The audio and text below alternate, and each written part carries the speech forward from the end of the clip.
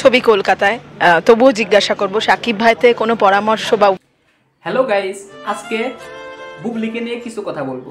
শাকিব খানের second wife বুবলিকে নিয়ে কিছু কথা বলবো। ফাইনালি মুখ খুললেন বুবলি এই দরদ মুভির পোস্টার নিয়ে। বুবলি বাংলাদেশের কুইন বললেও ভুল হবে না। এই বুবলির ফেস বিউটি, স্ট্রাকচার, মানে অ্যাক্টিং করার যেটা স্ট্রাকচার, সব দিকে এই বুবলি পারফেক্ট।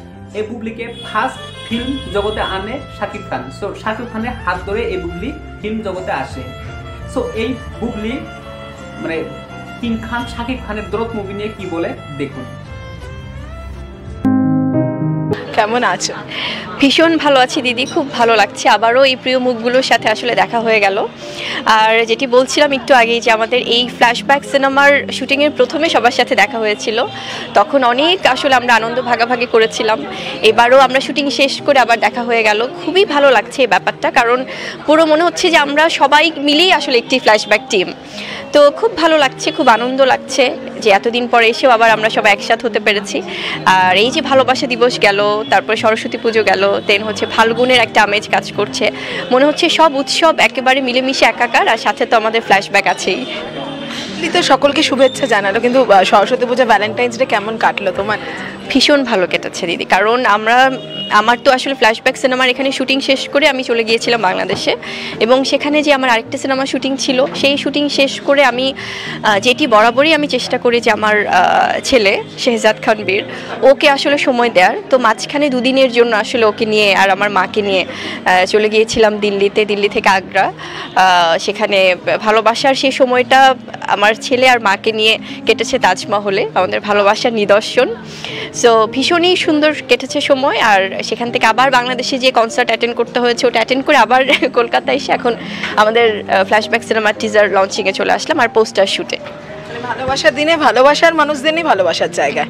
এছাড়াও তোমার আরও একটি ছবি কান ফিল্ম ফেস্টিভ্যালে যাচ্ছে, মানে একের পর এক সুখবর, খুব ভালো সময় কাটছে বোধ হয়, তাই?